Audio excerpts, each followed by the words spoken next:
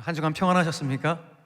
예, 이렇게 매주 건강한 모습으로 예배 드릴 수 있어서 참 감사합니다. 오늘도 예배하는 우리 제일의 모든 영가족들 가운데 주님의 은혜와 평강이 가득하시기를 간절히 빕니다. 오미크론이라는 이 감염병이 공습이 아마 본격적으로 시작이 되었는지 코로나19 확진자 수가 연일 6천 명 이상, 어제는 7천 명을 넘어서 그 확산세가 지속이 되고 있습니다. 저는 목회자로서 습관적으로 늘 보는 것이 하나 있는데 일기예보를 습관적으로 봅니다. 특별히 주일날 일기예보에 대해서는 굉장히 예민합니다. 우리 성도님들 이 강추위에 어떻게 예배드리고 오실 수 있을까? 더우면 더운 대로, 비 오는 비 오는 날, 눈 오면 눈 오는 대로 아이고 예배드리는데 참 불편하실 텐데 주님 날씨를 주님 붙잡아 주십시오. 뭐 이런 마음으로 늘 일기예보를 습관적으로 봅니다. 최근에는 습관적으로 코로나19 확진자 수를 보게 되고 중대본의 발표에 예의주시를 하게 됩니다. 마음 같아서야 늘 확진자 수가 줄어들었다는 그런 기대감을 갖지만 요즘 우리의 상황은 녹록지가 않은 것 같습니다. 여러분, 그럼에도 이런 상황에도 불구하고 우리가 결코 잊지 말아야 될 것은, 여러분, 지금 우리가 눈앞에 보이는 현실은 마치 끝이 없는 터널을 지나가는 것 같은 그런 느낌이지만 그럼에도 불구하고 여전히 우리들은 하나님의 생명 싸개 속에 보호를 받고 있다는 사실을 여러분 꼭 믿으시길 바랍니다. 그래서 오늘 예배하는 모든 성도님들, 우리의 산성 방패가 되신 주님 의지하시고 그 주님이 한 주간 동안 우리를 인도하시고 지키신다는 사실을 믿음으로 오늘도 말씀 앞에 설 수 있는 우리 모두가 되기를 간절히 축원합니다. 미국 인디언들이 전통적으로 갖고 있는 추수감사 예식이 하나 있습니다. 그들은 그것을 버스크라는 의식이라고 말을 하는데요, 일종의 새 마음으로 단장하는, 새로운 마음으로 새롭게 뭔가를 시작하겠다라는 어떤 일종의 종교적 의식이라고 할 수 있고, 우리가 봤을 때는 주술적인 어떤 그런 의식이기도 합니다.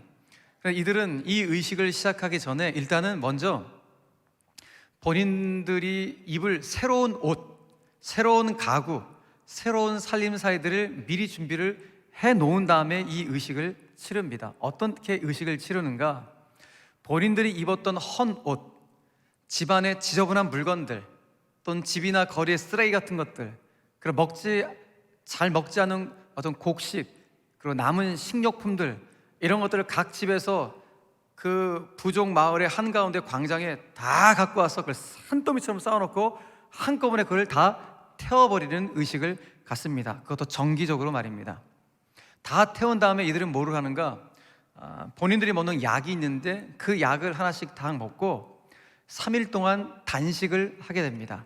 그리고 이 3일 기간 동안 부족의 모든 마을의 불은 다 끄게 만들고, 불만 끌 뿐만 아니라 본인들 안에 있는 식욕 또는 성욕까지, 인간의 욕망까지 다 꺼버립니다. 그리고 이 사흘 기간이 다 지나가 되었을 때 이제 대사면이 선포가 되는데, 이때 대사면이 선포가 될 때 그동안 이 부족 안에서 범죄를 저질렀던 사람들도 이 사면이 선포되지만 다시 마을로 들어오는 기회가 있어지게 됩니다. 사흘의 기간이 다 끝나고 나흘째 아침이 딱 되면 이 주술적인 의식을 주관했던 제사장 같은 사람이 마을 한복판 광장에서 마른 어떤 지푸라기 같은 것을 막 비벼서 새로운 불을 키워냅니다. 그러면 부족의 마을 사람들이 다 와서 그 제사장이 지펴놓은 불을, 그것이 깨끗한 불, 새로운 불이라고 생각해서 그 깨끗하고 새로운 불을 붙여서 집으로 다시 돌아가는 것, 이것은 그들이 가리켜서 버스크 의식이라고 말을 합니다. 이렇게 깨끗하고 새로운 불을 가져가는 것, 그 이전에 본인들의 어떤 헌옷, 헌마음들을 태워버리고 새로운 불을 붙여서 가는 것, 이것을 그들은 버스크 의식이라고 말을 합니다. 어떻게 보면 우리의 시각으로 보면 참 주술적으로 보여지고, 우리 남은 음식들 그거 다 태워버리니까, 정기적으로 태워버리니까 너무 낭비스럽다라는 그런 생각이 들기까지 합니다. 그런데 이들의 어떤 행위 말고 그 행위를 하는 이들의 어떤 의미만 본다면 그래도 한번 생각을 해볼 만한 가치가 있다라는 그런 생각이 들어집니다. 왜냐하면 이들은 본인들이 정기적으로 본인들의 삶을 새롭게 해야 되겠다, 정기적으로 본인들의 삶을 깨끗하게 해야겠다는 어떤 삶에 대한 진지함이 바로 이 버스크라는 의식에 묻어있기 때문에 그렇습니다. 그래서 곰곰이 한번 이 인디언들의 추수감사 예식인 버스크를 한번 생각해 보면 우리 그리스도인들에게는 예배가 이런 의식일 수 있겠다. 한 주간 동안 세상에서 오염되고 때묻었던 우리의 죄를 참회하고, 그리고 정말 주님이 기뻐하신 삶의 모습으로 다시 거듭나 재탄생되길 원하는, 거룩하고 정결한 삶으로 회복되길 원하는, 그것도 정기적으로 모여서 이렇게 예배하는, 바로 이 예배가 같은 의미의 어떤 정결 의식이지 않겠나, 그런 생각을 해보게 됩니다. 여러분, 그런 차에서 봤을 때 예배라고 하는 것은 다른 것이 아닙니다. 예배는 먼저 우리의 옛사람이 죽는 것입니다. 매주 이곳에서 한 주간 동안 지었던 죄를 참여함으로 옛사람이 죽고 새로운 사람, 하나님이 기뻐하신 새로운 사람으로 재탄생되어지는 시간이 예배의 시간이라고 말할 수 있고, 동시에 이렇게 선포되어지는 말씀을 통하여서 나를 향하신 주님의 심정이 무엇인지 발견하고 나에게 주시는 시대적 사명이 무엇인지를 확인하는 시간이 예배의 시간이요, 동시에 예배드리는 도중에 하나님의 능력을 덧입게 되고 하나님의 치유하심을 경험하는 시간, 그 시간이 여러분 예배의 시간인 줄로 믿으시길 바랍니다.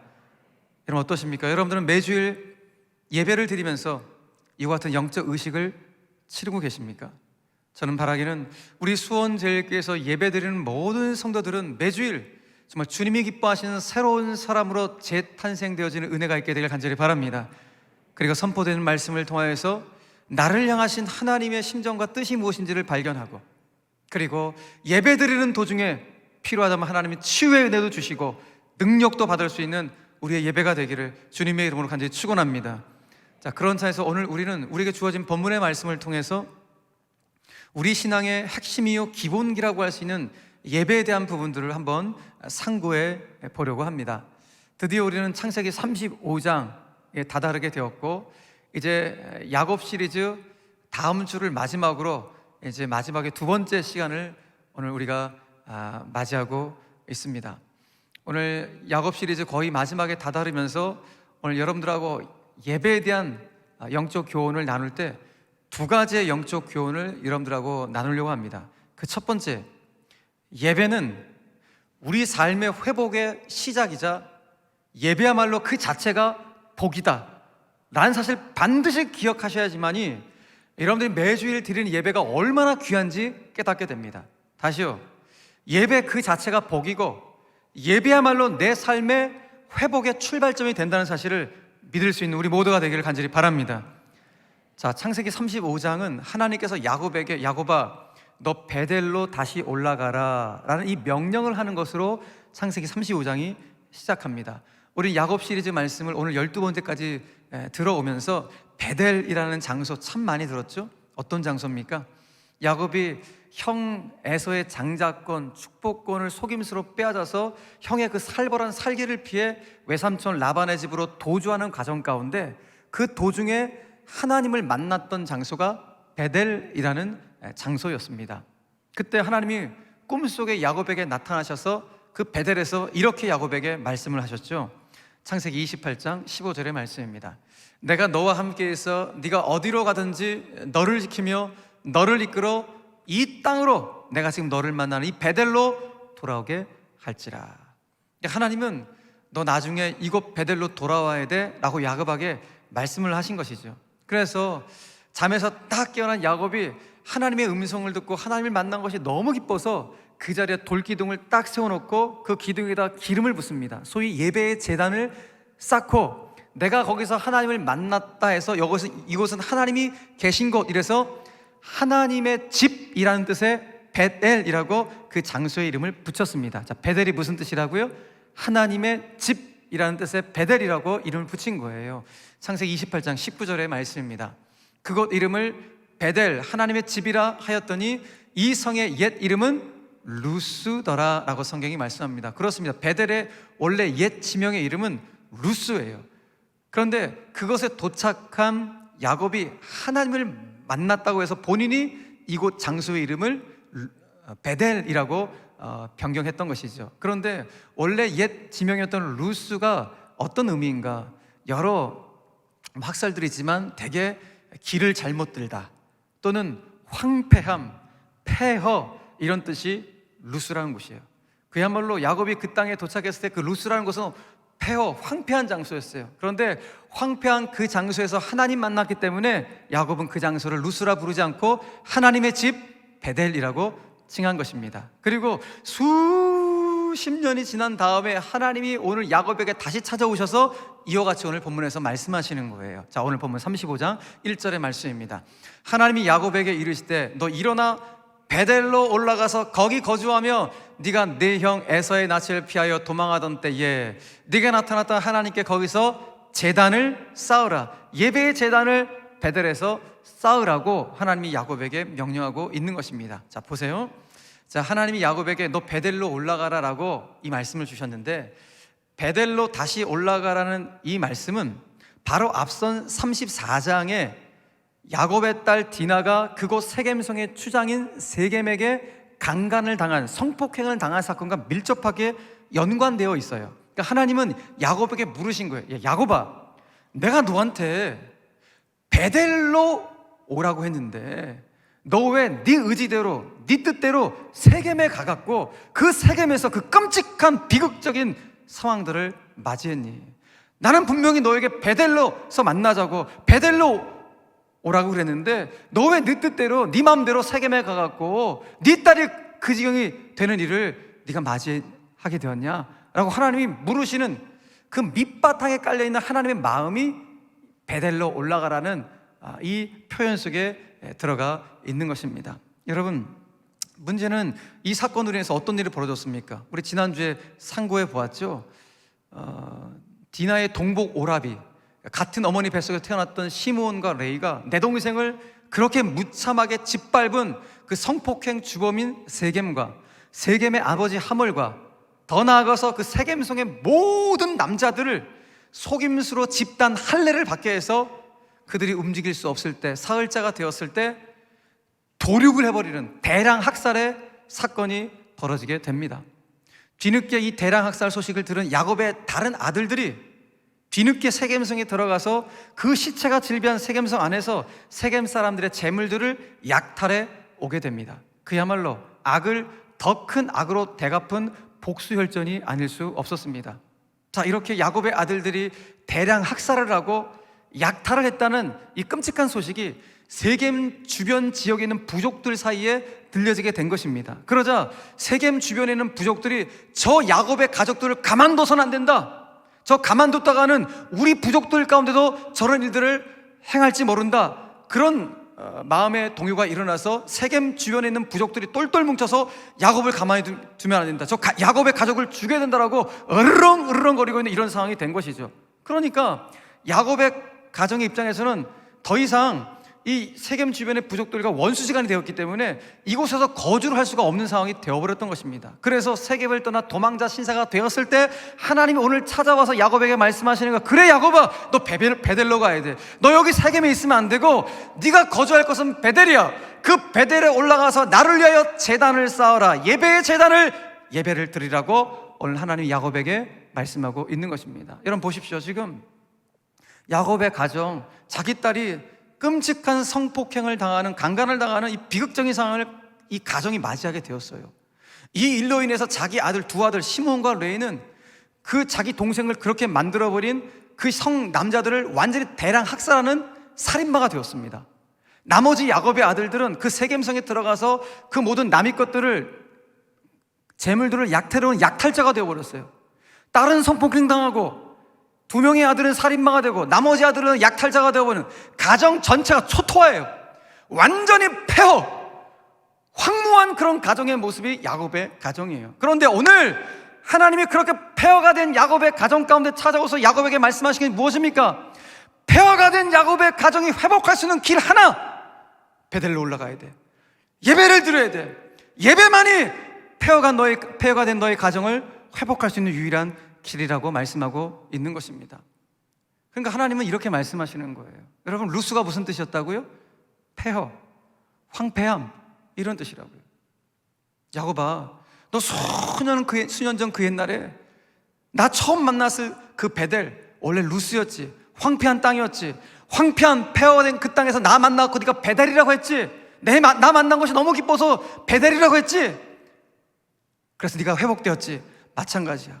지금 루스와 같은 너의 가정, 폐허가 된 너의 가정이 회복할 수 있는 유일한 길은 바로 그 베델로 다시 가는 거예요. 예배의 자리로 다시 올라갈 때만이 폐허가 된 너의 가정이 회복될 수가 있단다. 이것이 하나님의 음성인 것입니다. 여러분, 우리의 가정도 마찬가지예요. 지금 우리의 가정이 관계적으로, 영적으로도, 삶적으로 혹 폐허가 같은 그런 상황이 되었다면 우리 가정 회복할 수 있는 유일한 길, 가장 중요한 길, 여러분 예배가 회복이 될 줄로 믿으시길 바랍니다. 우리 내면의 질서가 무너지는 건 마찬가지고 우리 공동체 문제도 마찬가지예요. 가장 먼저 예배가 회복돼야 돼요. 지금 내 심령이 완악해져서 돌처럼 굳어있다면 어떻게 여러분 회복하시겠습니까? 다른 길이 없어요. 다시 예배를 회복하는 거예요. 다시 베델로 올라가서 하나님의 마음을 알고 온전한 예배자가 되는 거, 그것이 바로 회복의 기름을 주님이 야곱의 가정 가운데 말씀해 놓고 있는 것입니다. 여러분, 우리 인생길 살아가면서 때로는 자빠지고 넘어지고 수없이 넘어지는 일들이 반복되어질 때가 있습니다. 그런데 다시 주님 손 붙잡고 일어설 수 있는 자리가 어딘가? 예배의 자리예요. 그러므로 오늘도 여러분들이 어떤 마음의 상처와 갈등과 삶의 문제, 질고를 가지고 이 예배의 자리에 오셨는지 모르지만 여러분 다시 주님 손 붙잡고 일어설 수 있는 오늘 예배의 자리가 되기를 주님의 이름으로 간절히 축원합니다. 여러분, 그야말로 예배가 우리 생애 최고의 복이에요. 아멘이세요? 예배야말로 우리 생애, 우리 신장에선 최고의 복이에요. 그래서 실제적으로 야곱이 예배의 자리인 베델에 올라가게 되었을 때 하나님이 야곱에게 진짜 복을 주셨어요. 자, 우리가 읽지는 않았지만 35장 9절 말씀 보니까 이렇게 기록하고 있습니다. 야곱이 그 외삼촌 밧단 아람의 집에서 베델로 다시 돌아오매 하나님이 다시 야곱에게 나타나서 그에게 뭘 주시고? 복을 주시고. 할렐루야. 여러분, 이 복을 받으시길 바랍니다. 하나님이 예배의 자리에 다시 나온 야곱에게 진짜 복을 주셨어요. 여러분, 그렇습니다. 야곱이 한 것이라곤 다시 예배의 자리에 나온 것밖에 없는데 모든 것이 회복이 되었어요. 왜 그렇습니까? 예배야말로 우리 생의 진정한 복이기 때문에 그렇습니다. 하나님이 정말 기뻐하시는 것이 예배의 자리를 떠나지 않는 것이며 하나님이 정말 기뻐하는 것이 우리 모두가 다 순결한 예배자가 되는 것이기 때문에 그렇습니다. 그래서 예배야말로 우리 생의 최고의 복임을 늘 깨달았던 히브리서 기자는 오늘 저와 여러분들 가운데 이와 같은 권면을 합니다. 우리 함께 읽어볼까요? 히브리서 4장 16절의 말씀입니다. 시작. 그러므로 우리는 긍휼하심을 받고 때를 따라 돕는 은혜를 얻기 위하여 은혜의 보좌 앞에 담대히 나아갈 것이니라. 할렐루야. 그래요, 여러분, 하나님의 긍휼하심을 받기 위해서, 그리고 때를 따라 하나님의 돕는 은혜를 얻기 위해서 우리는 매 순간 은혜의 보좌 앞에 예배의 자리로 달려 나와야 됩니다. 여러분, 지금 어떤 아픔과 어려움들과 고난이 있으십니까? 어떤 말 못한 아픔과 상처가 있으십니까? 여러분, 은혜의 보좌 앞으로 예배의 자리로 달려 나오십시오. 바로 그 자리에서 하나님의 긍휼을 하심을 받으십시오. 하나님의 돕는 은혜를 얻으십시오. 주님 손 붙잡고 다시 일어서십시오. 왜냐하면 신자에게 있어서 예배야말로 최고의 복이요, 예배야말로 내 삶의 진정한 회복의 출발점이기 때문에 그렇습니다. 여러분, 그러므로 올 한 해 이민년 한 해를 출발하면서 적어도 우리 성도들은 이와 같은 결단 하나를 꼭 했으면 좋겠어요. 하나님, 올 한 해 제가 다른 어느 해보다도 예배를 더욱 사모하는 한 해가 되게 해 주시고 예배에 더욱 집중하는 한 해가 되게 하시고 결국 그렇게 해서 예배의 성공자가 될 수 있도록 은혜를 더하여 주시옵소서. 이것이 이민년 저와 여러분들의 간절한 기도의 제목이요, 결단이 되기를 간절히 바랍니다. 그래서 우리 제일의 모든 영가족들을 올 한 해 이 예배를 통해서 속사람이 강건해지게 되길 바라고, 예배를 통해서 가정과 일터가 든든히 세워지게 되길 바라고, 무엇보다도 예배를 통해서 정말 구체적인 하나님의 도우심의 은혜를 얻을 수 있는 축복의 하나가 되시기를 주 예수 그리스도의 이름으로 간절히 축원합니다. 그래요, 예배 내 삶의 회복의 시작이자 그 자체가 진짜 복입니다. 한 걸음 더 나아가서 오늘 우리에게 주님은 말씀하십니다. 그렇다면 예배자인 바로 우리들은 어떠한 모습으로 주 앞에 서야 될 것인가? 예배자인 바로 우리는 내 안의 우상들을 정리하고 하나님 앞에 예배자로 서야 된다. 내 안에 어느 순간 덕지덕지 붙여있는, 내 안에 은밀히 자라잡고 있는 하나님보다 더 귀중히 소중히 여기는 그 무언가, 그 우상들을 정리하고 하나님 앞에 순전한 예배자로 서야 된다라고 오늘 성경은 말씀하고 있습니다. 여러분 보십시오. 오늘 야곱이 다시 베델에 올라가서 예배 제단을 쌓았어요. 하나님이 야곱에게 너 베델로 올라가서 그곳에서 거주하며 그곳에서 예배의 제단을 쌓으라는 이 말씀 그대로 야곱이 순종한 거예요. 그런데 이 말씀 앞에 순종하며 이제 베델로 가려는 그 순간 야곱이 먼저 결단한 게 있어요. 정말 단호하게 결단해서 오늘 가족들 가운데 그 결단의 내용들을 선포합니다. 가족들에게 어떻게 선포하는가? 자, 2절의 말씀입니다. 야곱이 이에 자기 집안 사람과 자기와 함께한 모든 자에게 가족들 모두에게 이르되 너희 중에 있는 이방 신상들을 버려라. 너희 중에 있는 이방 신상들을 버리고 자신을 정결하게 하고 너희들의 의복을 받고 입으라 라고 결단의 내용을 선포합니다. 자, 오늘 여기서 야곱이 가족들에게 너희들이 지금 수중에 갖고 있는 이방 신상들을 버리라고 했는데 지금 야곱의 집안에 있는 이방 신상들의 출처가 어디서 나온 것일까요? 기본적으로 야곱의 아들들이 세겜성에 들어가서 약탈할 때 그 약탈한 물건 가운데 이와 같은 이방 신상들이 있었겠죠. 금으로 만든 이방 신상들, 그 부족들이 숭상했던 어떤 그 귀중품 같은 이방 신상들이 있었겠죠. 그것들을 약탈해 왔을 때 그 집안 가운데 이방 신상들이 있었던 것이고, 무엇보다도 야곱이 사랑했던 아내 라헬이 아버지 집을 떠나 나올 때, 라반의 집을 떠나 나올 때 라반이 그렇게, 아버지가 그렇게도 소중히 여겼던 테라핌, 그 가정의 수호신 같은 우상 드라빔도 그 이방 신상이 야곱 집안 가운데 있었겠죠. 여러분, 충격적이지 않습니까? 하나님을 섬긴다는 야곱의 집이 하나님을 섬기면서도 동시에 은밀히 우상을 품에 품고 있었다는 거예요. 여러분, 그런데 우리가 간과하지 말 것은 저와 여러분들도 그렇게 될 가능성이 너무나 농후하고 다분하다는 사실이에요. 이거 야곱의 이야기 아니라 야곱스러운 우리의 이야기일 수 있다는 거예요. 우리도 하나님을 섬긴다고 하면서 나도 어느 순간인가 하나님보다 더 소중히 여기고 더 귀중히 여기는 그 우상들을 은밀히 내가 감추고 있는 그 모습으로 신앙생활을 하고 있는 나의 모습일 수 있다는 거예요. 여러분, 오죽하면 하나님이 출애굽을 한 이스라엘 백성들에게, 다시 말해서 구원받은 이스라엘 백성들 가운데 첫 번째로 하셨던 첫 번째 계명이 무엇입니까? 나 외에는 다른 신을 섬기지 말라는 거예요. 구원받은 백성들 가운데 첫 번째로 하셨던 계명, 나 외에 다른 신을 섬기지 말라. 왜 이런 말씀하셨습니까? 우리 신자들이야말로 우상에 노출될 위험성이 너무 많기 때문에, 세상의 가치관에 동화될 위험성이 너무 농후하기 때문에 하나님 그걸 너무 잘 아시고 첫 번째 주셨던 계명, 나 외에 다른 신을 섬기지 말라. 그런데 어느 순간인가 하나님을 섬긴다고 하면서 이스라엘 백성들 금송아지를 섬기죠. 우리도 마찬가지예요. 어느 순간인가 돌아보십시오. 내가 하나님보다 더 소중히 여기는 거, 귀중히 여기는 거, 어느 순간 은밀히 내가 품고 있고 덕지덕지 그것들이 붙어있는 나의 모습들. 근데 오늘 말씀하시는 거예요. 그거 정리하고 예배자로 서야 한다는 것입니다. 이것이 오늘 야곱을 통하여 우리에게 주시는 하나님의 음성인 것입니다. 여러분, 실제로 야곱의 가정 보십시오. 하나님 분명히 또 베델로 와야 돼. 근데 야곱은 본인의 뜻과 의지대로 세겜에 가서 살아갑니다. 한 10여 년 정도 세겜에 가서 살다 보니까 세겜화 되어버렸어요. 세겜 사람 이상으로 세겜 사람이 되어버렸고 세겜의 가치관에 동화되며 살아갑니다. 심지어 우상도 이제는 허용하면서 살아가는 그런 사람이 되어버렸어요. 여러분, 이런 상황 속에서 정말 제일 씁쓸한 사람이 야곱 아니에요? 여러분, 야곱 어떤 사람입니까? 일단 28장에서 베델에서 하나님 만났죠. 근데 안 변했어요. 32장에서 야복강에서 자기의 옛자를 죽임으로 분이엘의 하나님을 만났던 사람이 야곱이에요. 야복, 쏟아내다, 그런 뜻 아니겠습니까? 그러니까 야곱이 야복강에서 자기 안에는 영혼의 불순물들, 영혼의 찌꺼기들을 다 쏟아내고 자기의 옛자를 죽임으로 말미암아 분이엘의 하나님을 만났던 사람이 야곱이에요. 그래서 거기서 이스라엘이라는 새 이름을 받았던 사람이 야곱이에요. 그런데 32장 이후에 야곱의 모습은 변한 게 없어요. 신앙의 제자리예요.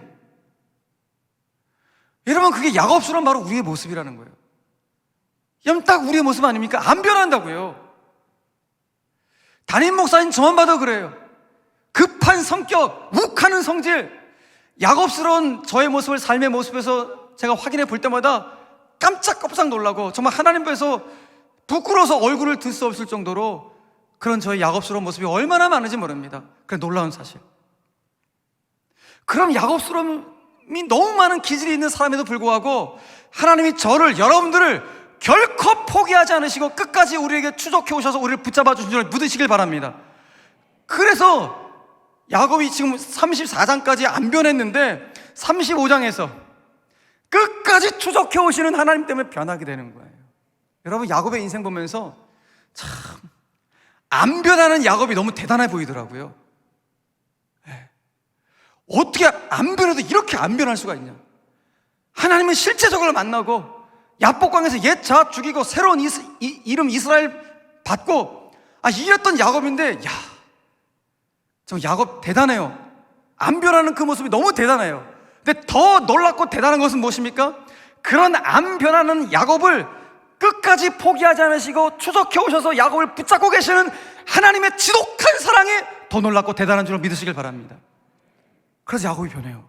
35장에 드디어 야곱이 변하는 거예요. 그래서 야곱이 자기를 포기하지 않고 끝까지 추적해 오시는 그 하나님의 사랑으로 인해서 오늘 놀라운 사실을 깨닫게 되는 것입니다. 첫 번째, 뭘 깨닫는가?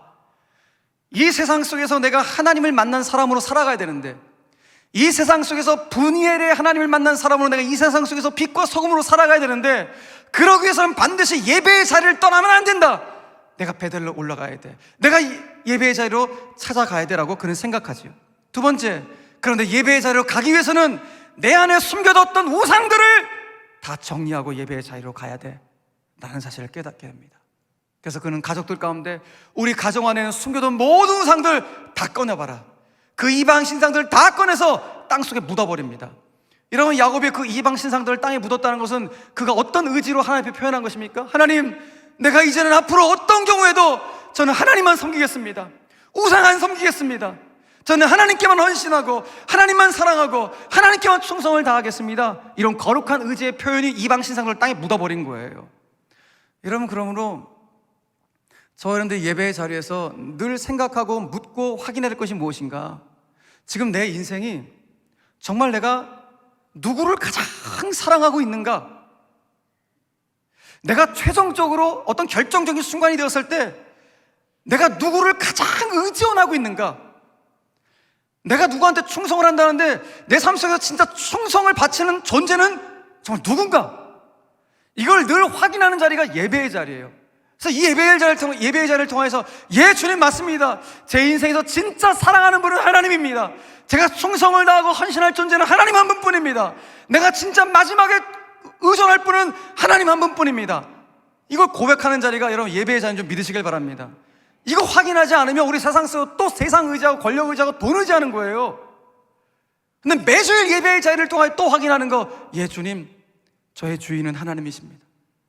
제가 정말 하나님을 사랑하고 하나님만 의지하고 하나님께만 헌신하고 충성을 다하겠습니다.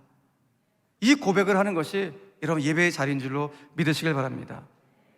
자, 오늘 본문을 통해서 우리가 한 가지 더 주목할 사항이 있는데 너무너무 정말 소중한 영적인 교훈인데요. 자, 지금 야곱하고 야곱의 가족이 이방 신상들을 다 꺼내서 땅속에 이제 묻고, 자, 이제 세겜을 미련 없이 떠나자. 세겜을 떠나 이제 베델로 향하여서 막 가려고 하는 거예요. 그 베델 예배의 자리로 향하자 하나님께서 야곱 안에 있는 지금 당장 현실적으로 가장 두려운 문제의 장벽들을 주님이 허물어 뚫어 버려 주신 거예요. 여러분, 지금 현실적으로 야곱에게 지금 당장 내 눈앞에 야곱에게 가장 두려운 현실적인 문제가 무엇입니까? 지금 세겜 주변의 부족들이 자기들을 가족을 죽이려고 하는 이 복수심의 공포가 야곱에게 너무너무 두려운 문제예요. 그런데 야곱과 야곱의 가족이 깨닫고 드디어 예배의 자리로 향하자 하나님이 어떻게 일하셨는가? 오늘 본문 5절 말씀입니다. 하나님이 그 사명 고울들로 크게 두려워하게 하셨으므로 야곱의 아들들을 추격한 자가 없었더라. 할렐루야. 와, 어떤 일을 하신 거예요? 그러니까 세겜 주변의 부족들 가운데 그들의 내면 깊은 곳에 누구를 두려워하는 마음을 주신 거예요? 야곱을 두려워하는 마음을 하나님이 심어놓으신 거예요. 야, 우리가 야곱을 괜히 뒤쫓아갔다가 봉변당하겠다, 큰 코 다치겠다, 그런 두려운 마음을 그들 가운데 하나님이 심어넣으셔서 쫓아가지 않고 하나님 막아주셨다는 것이 놀라운 은혜예요. 여러분, 우리는 이 사건을 통해서 깨닫게 된 것이 무엇입니까? 아, 그렇구나. 하나님은 당신의 자녀들이 버릴 것을 버리고 예배의 자리로 향하면 당장 내 눈앞에 있는 현실적인 문제도 하나님이 해결해 주시는구나. 당장 내 눈앞에 있는 현실적인 문제도 주님 풀어주시는구나. 두려운 문제, 두려움의 장벽도 주님이 허물어뜨려 주시는구나. 이런 믿으시길 바랍니다. 그래서 어떻게 보면 한편으로 봤을 때 예배는 풀림의 시간이에요. 예배의 자리는 풀림의 자리예요. 내가 그동안 고민하고 두려워했던 그 모든 삶의 문제가 풀려지는 시간이 예배의 시간이고, 삶의 복잡하게 실타래처럼 얽혀있는 삶의 문제가 해결되고 풀어지는 시간이 이런 예배의 시간인 줄 믿으시길 바랍니다. 그러므로 우리 제일교회 모든 성도들은 매주일 예배를 통해서 먼저는 내 안에 있는 하나님보다 더 귀중히 소중히 여기는 우상들을 깔끔하게 정리하고 예배를 더욱 소중히 사모함으로 말미암아 오늘 내 눈앞에 있는 내 현실적인 개인의 문제, 가정의 아픔도 하나님께서 풀어주시는 이 풀림의 역사를 예배를 통하여 경험해 갈 수 있는 우리 모든 예배자들 다 되시기를 주 예수 그리스도의 이름으로 간절히 축원합니다. 이제 말씀을 서서히 정리해 가도록 하죠. 자, 드디어 야곱과 야곱의 가족이 하나님이 그렇게도 원하셨던 가나안 땅 베델에 도착하게 되었습니다. 드디어 최종 목적지 이제 드디어 도착하게 되었습니다. 그 도착한 장면을 오늘 본문은 이렇게 묘사해주고 있습니다. 6절과 7절의 말씀입니다. 야곱과 그와 함께한 모든 사람이 가나안 땅 루스 곧 베델에 이르고 그가 거기서 제단을 쌓고 그것을 엘 베델이라 불렀으니 이는 그의 형의 낯을 피할 때 하나님이 거기서 그에게 나타나셨음이더라. 아멘. 자, 이 말씀 여러분 집중해서 한번 보세요. 자, 일단 이 말씀 보니까 야곱이 드디어요 가족들을 다 모아놓고 지금 뭐하고 있어요? 예배를 인도하고 있는 거예요. 가정 예배를 인도하고 있는 영적 가장의 모습을 드디어 야곱이 보여주고 있습니다. 사랑하는 우리 교회 가장 여러분, 저를 비롯해서 우리 가장들이 서야 할 자리가 이 자리입니다. 우리 가족들을 예배의 자리로 인도할 수 있는 영적 가장의 모습을 회복할 수 있어야 합니다. 목사님, 저희 가정은 해도 안 됩니다. 너무 어려워요. 저 못하겠습니다. 이렇게 여러분 주저하시고 미리 포기하시는 분들 계실지 모르겠습니다. 여러분, 그런데 주저하지 마십시오. 야곱 보세요. 지금 야곱이 이 단계까지 오기까지 얼마나 많은 세월이 걸렸습니까? 실수하고 실패하고 이런 모든 반복적인 과정을 거쳐서 결국 야곱도 영적 가장의 모습을 드디어 보여주고 있는 거예요. 여러분, 그러니 미리 겁내지 마시고 이와 같은 숱한 과정들을 통해서 하나님이 결국은 우리의 가정도, 가장인 나도 하나님이 멋지게 사용하셔서 우리의 가정을 예배드리는 가정으로, 그리고 나를 영적 가장으로 하나님이 세우실 줄로 믿으시길 바랍니다. 그런 은혜가 우리 수원자의 가장들 가운데 있게 되기를 주님의 이름으로 먼저 축원합니다. 자, 그런데 오늘 이 말씀에서 6절과 7절을 통해서 우리가 주목할 단어가 있어요. 여기 보니까 같은 장소인데 이름이 달리 딱 3개가 나오죠.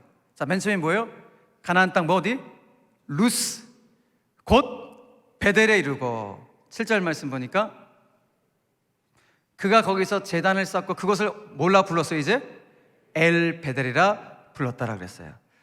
같은 장소인데 루스라는 장소가 베델로, 베델이 엘 베델로 변화가 되는 모습을 보여주고 있습니다. 자, 오늘 우리는 이 지명의 변화를 보면서 마치 이 지명의 변화가 야곱의 인생의 역사와 같다라는 그런 생각을 해보게 됩니다. 무슨 말인가 하면, 여러분, 야곱이 형 에서의 장자권과 축복권을 거짓으로 속임수로 빼앗아갖고 외삼촌 라반의 집으로 막 도망갈 때 그때 하나님 만났던 장소가 어디였다고요? 루스라는 곳이었어요. 루스가 무슨 뜻이라고요? 황폐함, 폐허. 그러니까 이 당시 야곱의 상태는 그 심리 내면의 상태가 완전 폐허예요. 황폐한 그 상태가 야곱의 상태였죠. 그런데 본인의 상태도 폐허, 황폐였고 도착한 땅의 이름도 황폐, 폐허했는데 바로 그곳에서 하나님을 만남으로 말미암아 야곱이 이제는 이 땅이 더 이상 폐허의 땅 루스가 아니라 베델, 하나님의 집이라고 칭했습니다. 자, 그런데 하나님 만났어요? 그래서 하나님의 집이라고 베델이라고 말했어요? 그래서 창세기 28장 이후에 야곱의 삶을 보면은 변한 게 없어요. 야곱의 삶은 지극히 세속적, 세상적인 욕망을 추구하는 욕망의 삶, 심지어는 하나님 말고 또 다른 우상을 추구해서 섬기는, 우상을 허용하는 이중적 신앙의 행태를 보였던 인간이 야곱이었습니다. 여러분, 하나님 만났다면서요. 그래서 하나님의 집이라고 베델이라고 칭했잖아요. 그런데 이후 왜 야곱의 삶은 이렇게도 안 변했던 것일까요? 저는 이게 너무 궁금했어요. 그 야곱의 삶을 저도 추적해 오면서 하나님이 저에게 오늘 본문을 통해 깨닫게 하신 것이 무엇인가 하면, 이게 정답일 수 없지만 제가 묵상한 내용이에요. 짐작해 보건대 아마도 야곱은 하나님을 만난 베델이라는 장소를 말 그대로 장소로서만 의미를 부여했기 때문에 하나님을 만난 하나님 자체에 강조점을 두지 않고 그냥 하나님을 만난 장소라는 장소에 강조점을 두었기 때문에 그의 삶이 변화가 없었다라는 것을 깨닫게 되었습니다. 그러니까 쉽게 말해서 요즘 우리식으로 말한다면 나 교회 나간다 라는 의미예요. 여러분, 나 교회 나간다는 것을 신앙생활을 하는 것으로 착각하는 것이야말로 장소로서의 의미를 부여하는 베델의 단계, 이 수준에 머무는 거예요. 만약에 우리의 신앙 수준이 지금 장소로서의 의미 부여인 베델의 단계에 머물러 있다면, 이제 우리는 베델에 왔으면 그 베델에서 엘 베델을 경험을 해야 돼요. 그게 무슨 말인가? 여러분, 성경에 보면 엘 베델이 뭐라고 기록되어 있습니까? 그 각주에 성경 맨 밑에 엘 베델은 무슨 뜻이에요? 베델의 하나님이라고 기록되어 있죠. 그러니까 베델은 무슨 뜻이라고요? 하나님의 집. 그러니까 풀었으면은 하나님의 집의 하나님, 이게 엘 베델이에요. 더 구체적으로 말하면 하나님의 집에 계신 하나님이라는 의미가 엘 베델이에요. 야곱이 드디어 체험한 거예요. 여러분, 야곱에게 있어서 하나님 처음 만났던 베델은 장소로서의 의미가 강했던 베델이었어요. 하나님의 집으로서. 그런데 오늘 다시 베델에 올라와서 엘 베델을 경험해요. 하나님의 집 안에 계신 그 하나님을, 그 하나님의 임재를 이제 드디어 경험하게 된 것입니다. 그 이전에는 그냥 교회에 왔어, 장소로서 베델에 있다는, 그냥 예배 드리고 있다는, 여기에 만족했던 예배였다면, 이제 드디어 베델에 왔지만, 하나님이 왔지만은 그 하나님의 임재를 경험하는 예배를 드리고 있는 야곱의 모습을 오늘 성경이 보여주고 있는 것입니다. 할렐루야. 여러분, 그러므로 오늘 우리의 예배가 이와 같은 예배가 돼야 돼요. 하나님의 집 베델에 와 있는 것, 교회에 와 있는 것으로 만족하는 것이 아니라 이곳에서 예배를 드리면은 오늘 야곱이 드디어 경험했던 것처럼 엘 베델에 하나님의 임재를 경험하는 예배를 드릴 때 우리의 삶의 변화가 있는 줄 믿으시길 바랍니다. 여러분, 속사람의 변화는 예배를 통해서 이루어지는데, 그 예배는 하나님의 임재를 경험하는 엘 베델의 예배를 통하여 속사람의 변화가 있게 되는 것입니다. 사랑하는 성도 여러분, 올 한해 하나님이 우리 교회에 주여 속사람을 강건하게 하소서라는 영적인 슬로건을 주셨는데, 이 영적인 슬로건이 뜬구름 잡는 슬로건으로 그쳐서는 안 되고 우리의 영적인 실사구시로 삶에 적용이 되어야 되는데, 여러분 삶의 속사람이 변화되기 위해서 무엇부터 시작하려고 지금 영적으로 결단하고 계십니까? 여러분, 권면 드리기는 다른 어떤 것보다도 여러분 일단 우리 예배부터 잘 드립시다. 예배도 제대로 못 드리면서 무슨 속사람의 변화가 있겠어요? 주일 예배도 제대로 못 드리는데 무슨 속사람의 변화가 있겠습니까? 근데 어떤 주일 예배를 드려야 됩니까? 베델에 와 앉아있는 것, 하나님의 집에 앉아있는 것을 만족하는 것이 아니라 이곳에서 엘 베델, 하나님의 집에 계신 하나님, 그 하나님의 임재를 경험하는 이 은혜, 이 예배를 드릴 수 있는 우리 모두가 되기를 주님의 이름으로 간절히 축원합니다. 여러분, 그러므로 우리 수원절교회 드리는 예배는 그냥 예배가 아니라 하나님의 임재를 경험하는 엘 베델의 예배를 매주 드릴 수 있게 되길 바라고, 하나님의 임재를 경험하는 엘 베델의 예배를 통하여서 우리의 속사람이 강건해지고 우리 눈앞에 있는 현실적인 문제도 주님이 풀어주시고 해결해 주시는 은혜, 우리의 가정의 아픔도 주님께서 해결해 주시는 이와 같은 권능의 역사를 경험해 갈 수 있는 우리 수원제일교회 예배가 되기를 주 예수 그리스도 이름으로 간절히 축원합니다. 잊지 마십시오.